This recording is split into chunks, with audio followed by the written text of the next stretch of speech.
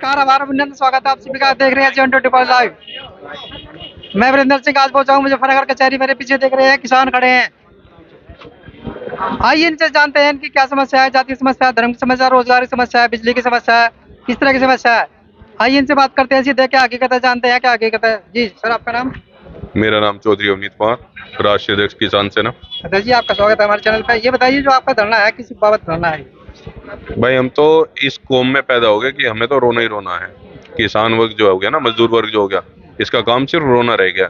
और जो सत्ता में सरकार आती है उसका काम है दांत दिखाना और बेवकूफ बनाना और सत्ता में आ जाना। बस यही रोना है और कुछ नहीं। नहीं, किसान का रोना तो सरकार ने अभी भी हटाया। गन्ने का भुगतान करके मई अप्रैल तक का भुगतान किया है। भाई एहसान है उनका, जो पिछला उन्होंने जो उधार चढ़ रहा था उसे हटा दिया। जो इस साल का उधार है खाद बीज का, वो भी उतार देती तो हमें और राज्य हो जाते हम।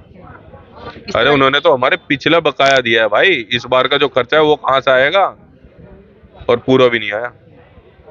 एक समस्या और आ रही है, एक आपने अभी अभी बोला कि डेयरी की समस्या को लेकर लोग आपके साथ में इकट्ठा हुए हैं कि हमारे डेयरी के बारे में क्या कहना चाहेंगे? डेयरी ये डेयरियों पे इन्होंने नोटिस दिए हैं, और ये ऐसे ही नोटिस एक बार लोनी में भी गया था।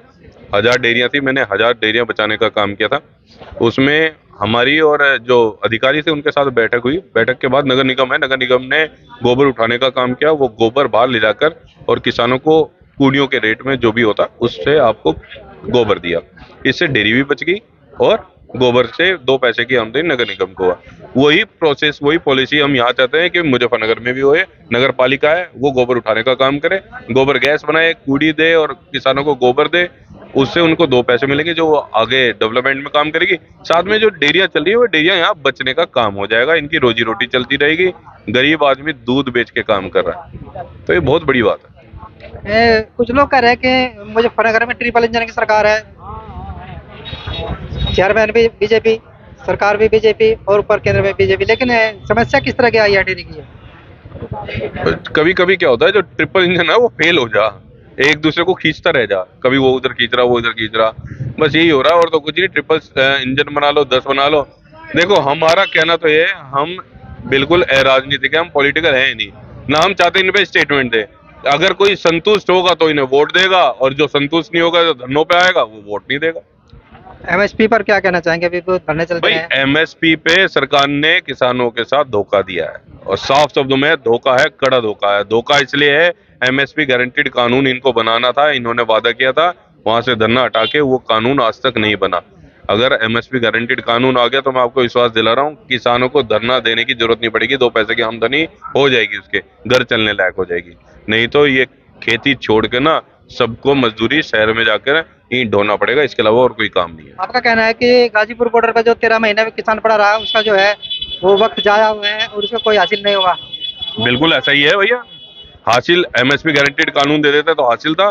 तब तो हम ट्रिपल नहीं, हम तो 4 इंजन की सरकार बता देते इसे। हमें वादा किया है सरकार ने, हमें क्या, वोट के लिए सबको वादा किया कि आपको आने वाले टाइम में आय दुगनी कर देंगे। यहाँ दुगनी छोड़ो, जो थी उसके भी आधी चली गई। हम तो यहाँ बुरी हालत में जी रहे हैं भाई। अभी त्योहारी सीजन चल रहा है और फिर शादियां भी आ रही है। किसान का खर्चा कैसे चल रहा है, कुछ बताएंगे इस बारे में? उधार मांगेंगे, फिर फांसी खाएंगे या जहर खा के मर जाएंगे। हमारा तो ऐसे ही चल रहा है भाई। हमारा तो ये हो गया कि एक रोटी खा रहे हैं, एक की उम्मीद लगा नहीं सकते, और एक रोटी में पूरे परिवार को पालना है। और जबकि रोटी ही हम पैदा कर रहे हैं, अनाज ही हम पैदा कर रहे हैं। हमारे साथ तो सिर्फ धोखे के अलावा कुछ नहीं हो रहा है।